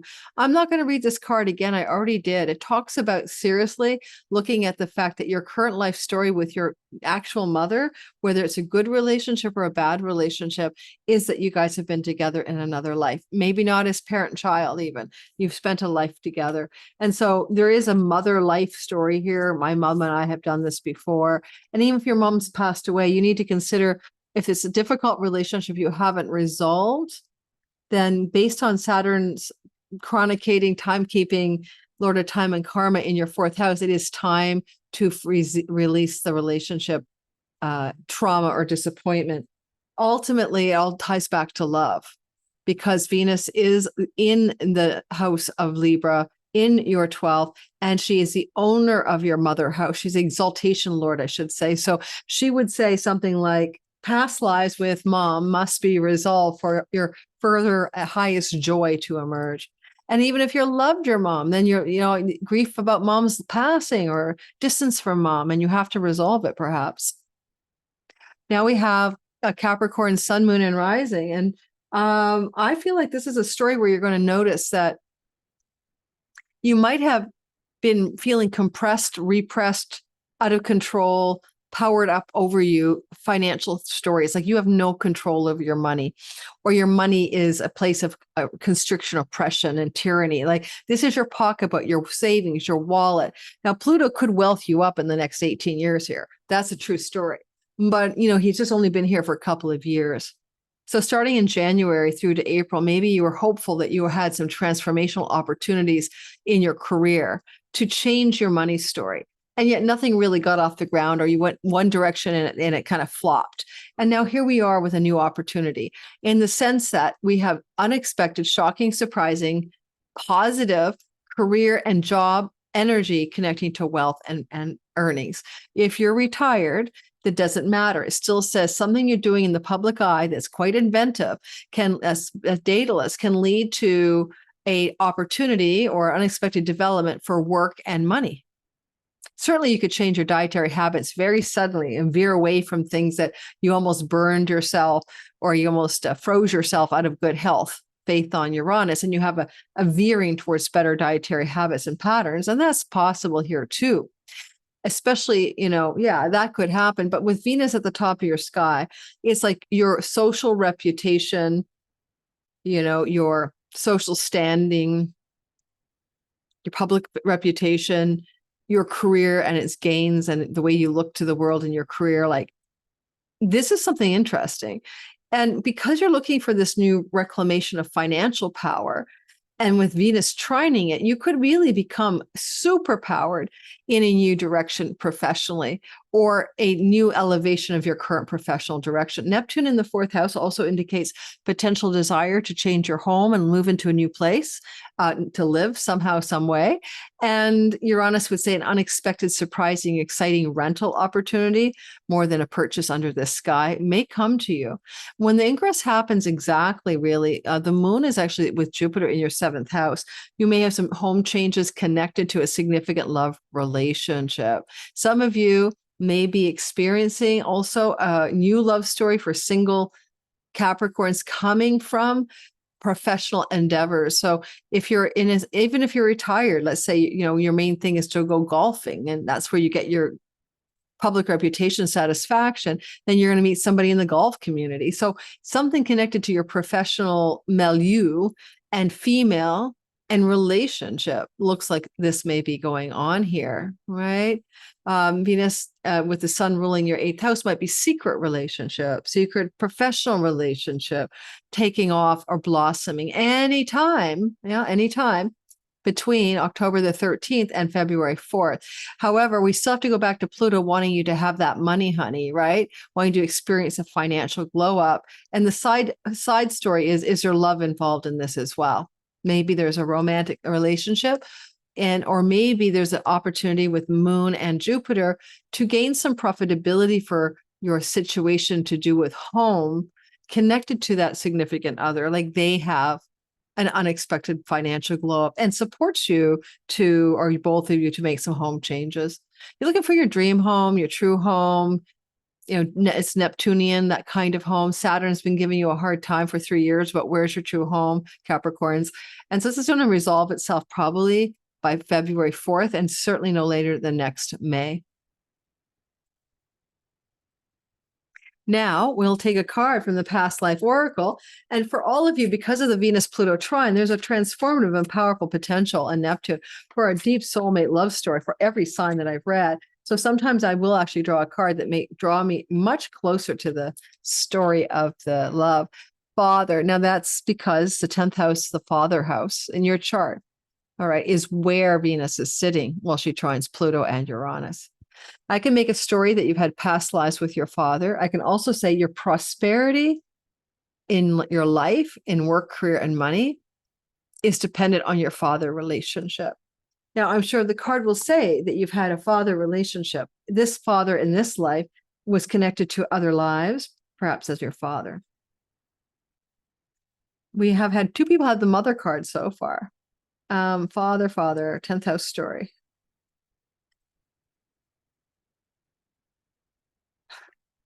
I'm the slowest alphabetical order person in the world. So your father in this lifetime was with you in prior lifetimes. Any issues you've had with your dad began long ago. Look at the cards you've drawn, blah, blah, blah, blah, blah, blah.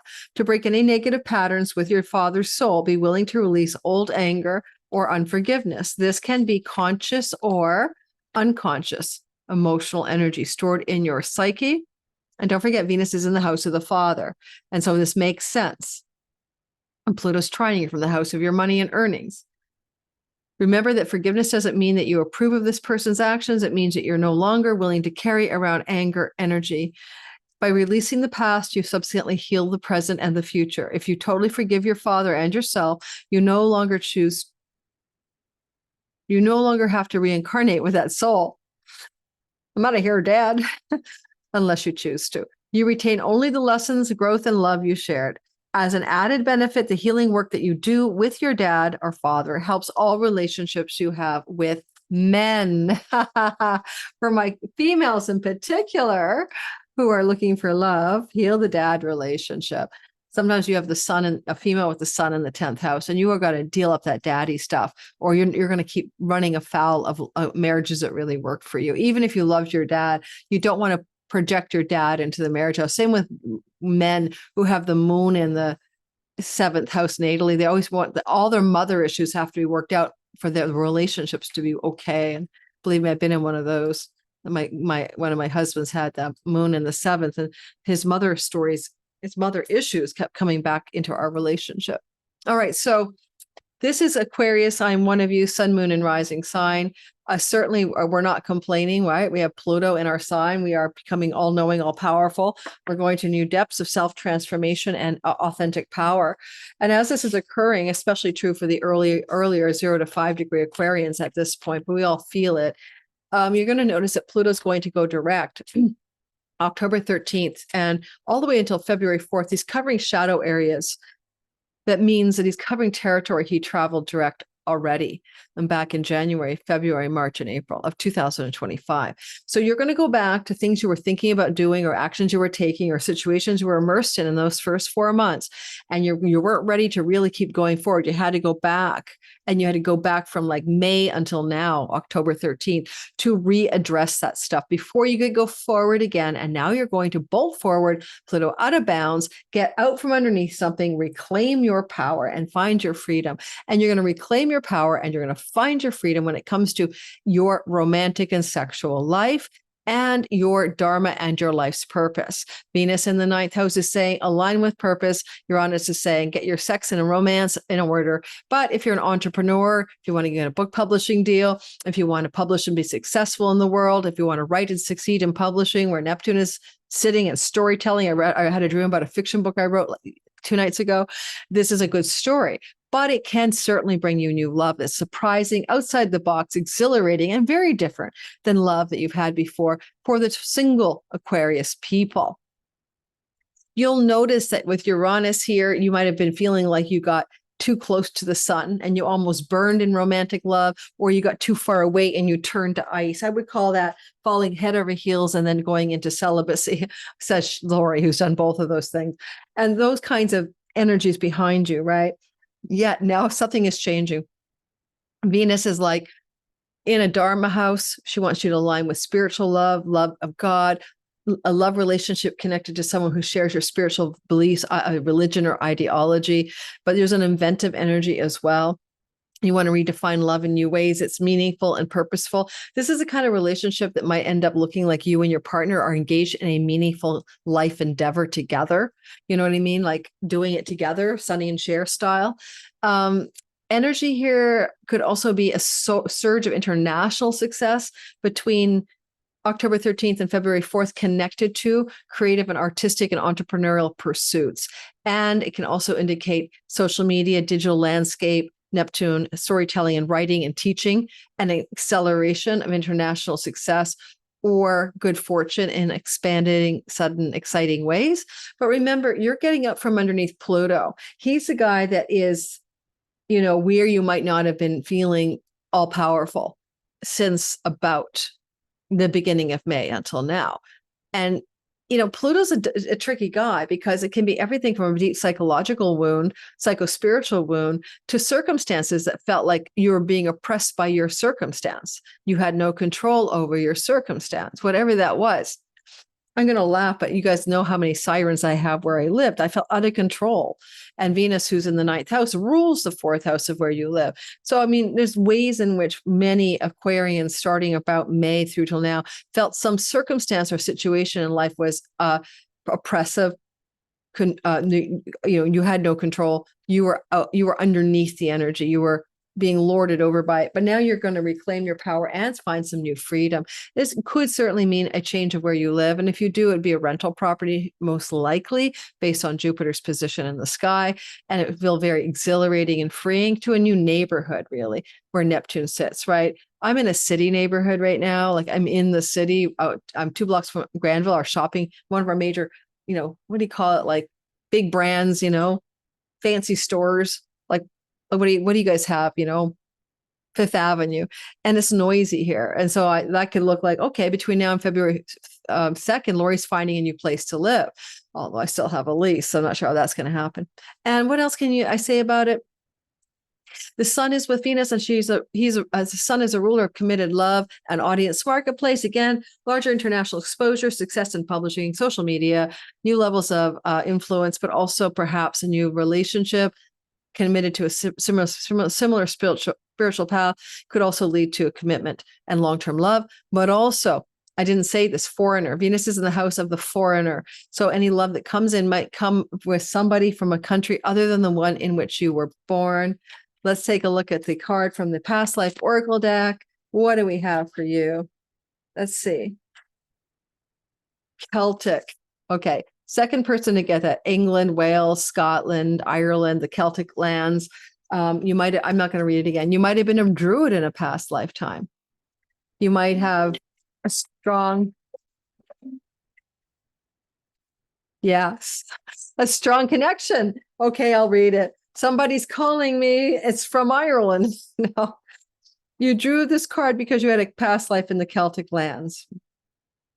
You might be fascinated with Stonehenge and King Arthur's Camelot. I am, and I have been. I've been to Stonehenge, fascinated with Camelot, King Arthur, all of that. You may have learned the old religion of the Celtic lands, which involved the use of healing herbs and gaining wisdom from oak trees. Yes.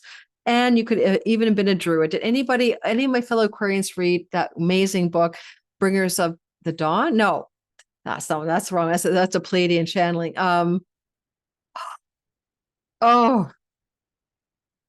The Avalon book series, about the druids and the priestesses. Anyway, I love that series. So I do have that connection to the ancestral land that my ancestors are Scottish, right? But also that vibe of the druids. If you haven't already done so, schedule a visit to the ancient sacred Aries of the United Kingdom and Ireland, exploring stone circles, castles, and artifacts that may trigger healing memories. So if you want to be very literal and you're single, you can meet somebody from those parts of the world. Even if you don't travel there, they might travel your way. Otherwise, you might be inspired to write, to create, to really lean in to your dharma by taking trips to those places or connecting to the energy from wherever you live. That's kind of cool, guys. I was going to go to the Cotswolds with my girlfriend who's doing a pilgrimage there, Renee Baribeau, but there's no way I couldn't do it. I'm teaching Sky Reader, and so it didn't really fit my timetable. But that's an interesting idea that there's something calling some of us to do with the culture and the vibration of the Druids and the Celtic times and places. Like little Knights of the Round Table. If only we could do that today. All right, so let's go ahead and talk about this Pisces, Sun, Moon, and Rising sign. You've been like, you need to reclaim your power and find your freedom in the sense that Pluto has been haunting your 12th house. Now, it's isolation, solitude, and alone time. And well, you might like that. You might be going January, February, March, April. I'm loving my alone time, home alone, doing my thing quietly by myself. Isolation might have felt good. Something had to go back and be revisited May through till October. And now October 13th of February, Pluto's going forward on themes of isolation. This is also the house of jails and hospitals because we're isolated there. And you might have had some trials and tribs in jails and hospitals starting back in January. But now things are moving forward at last, and you're going to be experiencing a new reclamation of power and freedom. Don't forget the beautiful stars there about making one's dreams true. Go watch the intro. They're important. And because Pluto is in a moksha house to do with liberation, the full liberation, like Buddha and Jesus and Muhammad, perhaps, the idea of liberation, Krishna, you are able to come into the potential for a massive death and rebirth through a spiritual awakening process under Pluto, out of bounds through the end of November, but also moving direct over shadow territory through until February. So I want you to think about also some spiritual initiations or awakenings that you might have been pursuing or experiencing in the first 4 months of this year. And maybe then that felt constrictive or frustrating or repressing. I don't know, but now it's going to take off. Venus is in the 8th house. She's a love goddess. And she's also in a moksha house. She's in a house of secret stuff. And sometimes when Venus is here, it just means a low-key, secret or hidden love story. And Uranus is the shocking, surprising elements to do with where you live, your home. So here's a few thoughts. You may have an unexpected, surprising freedom, power reclamation around property, land, and home, mortgage and money and resources, to sell a home, buy a home, maybe rent a home, but there's a change there that could happen that surprises you. It comes out of the blue. It could be involving a low-key hidden love relationship to the suit of February, and that person and you move to a new home, you move to their home, they move to yours. Those are themes I could see happening here. And Venus is trining Pluto, which is like, okay, the power of love and the love of power at a most high level.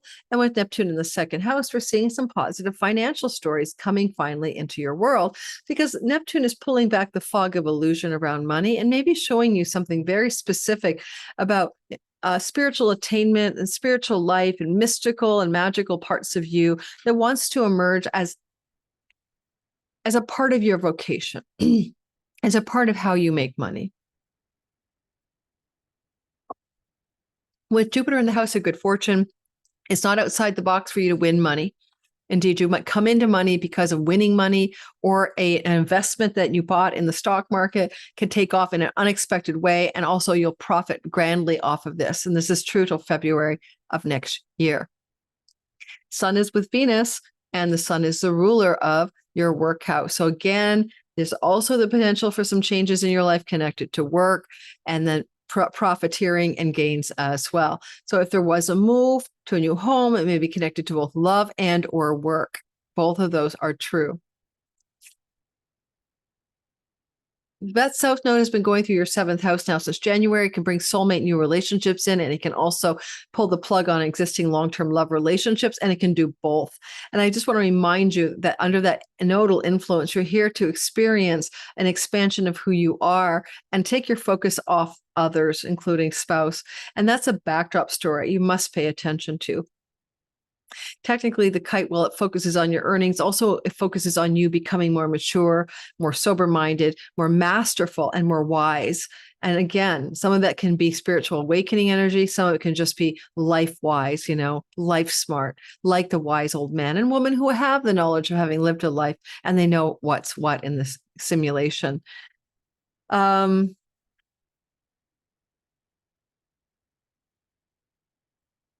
This is a weird one, but you might find out that your children are pregnant. One of your children are pregnant. If that's the case, then the child coming through is an ancestor in your family or of origin, one of your family members, maybe likely in this case, a mother or mother figure. Well, you know that to be true not until the baby's born and starts using your mother's favorite expressions. Let's go ahead. Let's grab a card from the past life deck about Pluto, out of bounds, going direct. October 13th through to February 4th. Okay, the Knight card. I just said the Knights of the Round Table on the last deck, the Knight. Hopefully not a knight in shiny armor. Past life connections to this time of your life is what we're looking for. And in regards to Pluto moving direct and you having this reclamation of freedom, 12th house freedom could also be the freedom to travel to distant lands, to go to the ashram, to find a spiritual community. That's so C, D, E, F, G, H, I, J, K. I have alphabetical order disability and dyscalculia. Like I have to say the letters in my head, F, G, H, like that. It goes part of my autistic spectrum disorder. Knight, F, G, H, I, J, K. Knighthood. Once a knight, always a knight. You received this card, Pisces, as validation of your inner knighthood. Whether you're a man or woman, you have lived the heart and mind of a knight. Most likely, you have had a fascination with tales of knights. You collect knight figurines, perhaps, decorate with knight artwork, related artwork, or dress as a knight during costume parties. And even if that's not true, okay, you got the knight. In relationship and careers, you're drawn to defend those who are weak or vulnerable, and you may choose a profession that puts you in a guardian or protector role. It's essential you only work for organizations, Pisces, that you fully believe in. As a knight, you're loyal to those who earn your respect, and otherwise you're not happy. This kind of makes sense to me too, because Venus, the sun is the lord of your second house of the work you do in this world. And with all those moksha houses lit up in that air trine, like it's really like putting yourself into a position for work that it aligns with your soul. It aligns with your spiritual impulse in this lifetime. There you go. That was kind of fun. It's kind of weird to choose that, but I thought I had a good time doing that. I like to do outros. I like to share things that are going on sometimes in my life just for fun. So I'm going to try to think of a good outro for you at this very moment that might be entertaining or curiously interesting. I'm going to tell a story about psychic attack. I don't do that very often. Back here, where maybe you can sort of see, there's my YouTube plaque, and that's the evil eye signal thingy that that deflects bad intentions of people from you. I've never been like that, but I never really thought about the idea that I would be a public figure of some note or slight note and have people maybe not really like me. In fact, maybe even wish me ill, right? Because they don't agree with my world forecast or they think they know my politics or something. And the more my channel grows, I think that I need to be more careful because forget about reading my comments. So I'm going to tell you a story. So I had a very difficult day a couple of days ago, and I mean, 2.5, 3 days ago, not difficult, it's first world problems. But I had like all these tech issues with Zoom and I needed to use a Zoom on an annotation feature and I couldn't. And literally we're still 3 days in with Zoom support. Don't send me anything. I've gone through everything they've said. They don't know what it is. They're doing a system inspection now. But that was like kind of a bad morning. And then the repair guy for the carburetor was late. And then I couldn't start the things I had to do that day until later. I was already tired and, wanting to get on with it already. It was just busy and not a flowing day. If you want to, not that vibe, just ugh. And that started off bad. It's not even I think I got out of bed on the right side. And this is going to go to psychic attack. This is where I'm going to take you to. So that night I went to bed discombobulated. I had a foot massage because my daughter and I had scheduled it. I tried to bail on her because I wasn't in the mood, but we kept the appointment. My regular lady wasn't there and I had another girl and she wasn't great.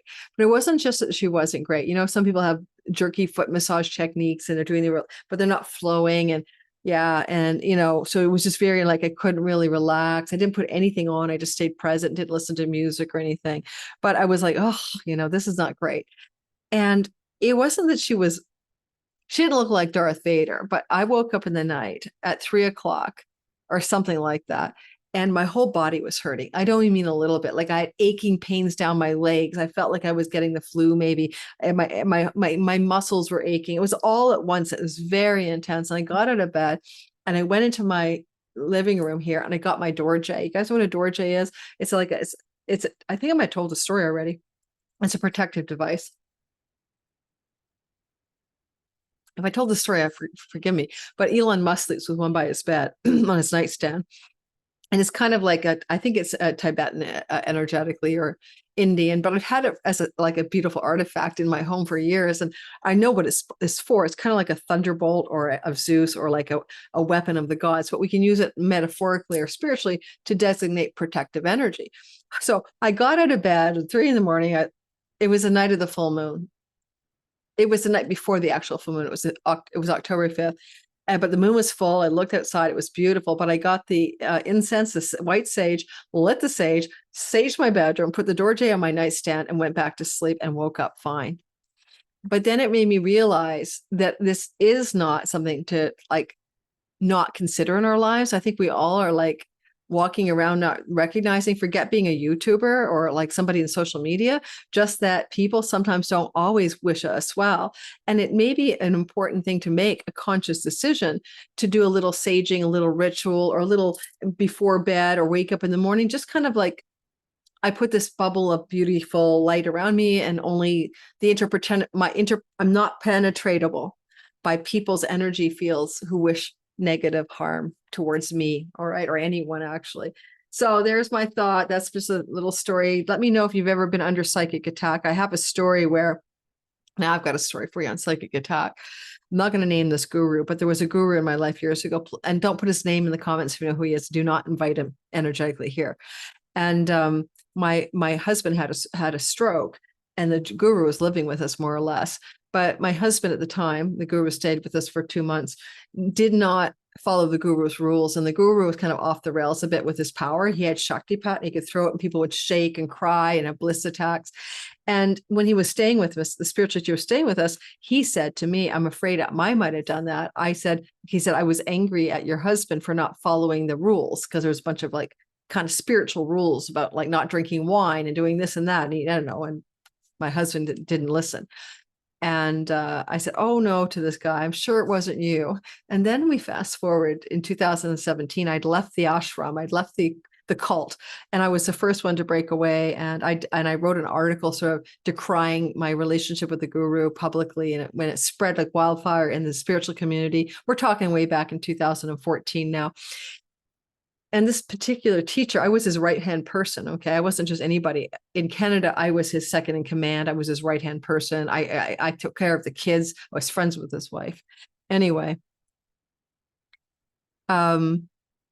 he got mad at me because he came to Canada to lead a retreat to teach people to become teachers in his downline. And he'd rented this exotic place near Vancouver with all these rooms, and nobody came because the local community a lot of them followed my lead, and they didn't go. And then what happened was I had a friend who was still with him, and she was sort of like still friendly with me, a local friend. And she was at the thing, and he was upset. He was upset with me. And he told everyone at the community who went to this thing that I was the problem, that Lori was the reason things weren't working out, and blamed me for everything. And then what happened was I didn't know he was blaming me, and I ended up with a retinal clot, CRVO. It's very rare. And I ended up blood clot in my retina, and it could have blinded me. But I was actually studying Tibetan healing level 2 at the time with a Tibetan healer. You can only learn in person from initiated healers. And I applied my healing to my eye every day between the diagnosis and the recovery. And the doctor said, it's a miracle. You have on your retinal scans a little crescent moon, barely a fingernail of any lasting damage. But when it first happened, I couldn't see properly out of my left eye. And here's the punchline. When they didn't know what was wrong with me, it took about 4 or 5 days to get the diagnosis at the eye clinic at the hospital. They were thinking maybe I had like optic neuritis or something, because my sister had MS and all these other things, but it was vascular. It was a blood clot. They didn't know yet. Maybe they figured out 2 or 3 days later.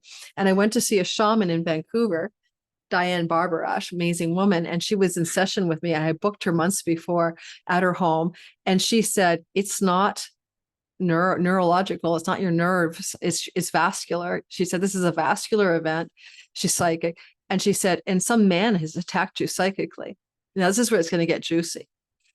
Some man's attacked you psychically, and he went through a blonde, short-haired blonde woman, because you've got enough protection around you, he can't get you. Where did the protection come from? He can't get you, whoever this man is. She says, I think he's like a spiritual teacher or something. And I said, because he tried to psychically attack me, literally, I put that article out about him that went kind of viral, and people all knew that I had sort of outed myself as leaving the ashram. And I gave sort of a suggestion of the reasons why, but I didn't really actually slander this person. I just said, I'm leaving. But he was so angry at me that the night that I released the article, I was having stabbing pains in my gut. And I was sitting with my husband going, oh my God, stabbing pains in my gut. I think it's Igor. I think it's he who shall not be named. I think he's angry at me. And you would think, oh, Lori's just, paranoid or something, like what's wrong with Lori? That night I went to sleep, and I have a girlfriend who's a shaman in Vancouver. Her name is Marcy, and she had a dream about me. And she said, I woke up, I said, in the middle of the night for my dream, she heard Lori's under psychic attack, protect her. And she put up a shield around me. And she had no idea what I was going through. I shouldn't know about my article or anything. So that's a story about why it is important for us to be more conscious that not everybody comes from love and light. And some of us may not pay attention. Like it's almost like personal welfare hygiene. So I think I can tell my sister what to do about psychic attack for this outro, or psychic attack is real. And see what you guys think. Has anyone here ever experienced something like that? I'm not a victim type person. I feel like a lot of autonomy over my life as a soul. And I've seen demons in the in out of body experiences. I've seen dark forces. I literally said, Jesus, get thee behind me kind of thing. Satan, get thee behind me, and invoke Jesus in these kinds of settings. So I know there's more than meets the eye to this world. Yeah. Okay. I cannot believe I blurted that guy's name out. Do not repeat his name in the comments. I will delete this outro. I do not want him to be aware of the energy being directed at him. Okay. Thanks, guys. There's an outro for you. It's very Halloweeny as we head into Halloween season. Like, subscribe, hit the bell for notifications, check my description box for everything about me, and take very good care. One more thing, my friend Renn Butler's Archetypal Universe started October 4th, runs through 6 months. He's still letting people show up in October to start late. By the way, it's a weekly class, so starting late is not a big deal in terms of the intro modules you've missed. You catch up right away. Check out my description box below for information about signing up with him. You just have to contact him directly on his contact form on his website. He'll give you Lori's discount code for 6 months of study with Renn Butler, the Archetypal Universe. And he and I did a little class together, and it was so much fun. And I'm going to put a link to the replay for that class where he was teaching my patron community the difference between archetypal astrology, traditional and modern. And I'll put the link in the description box if you want to watch it and see a little bit more about how archetypal astrology works. All right, take care, guys. And now I'm really going. Ciao, ciao.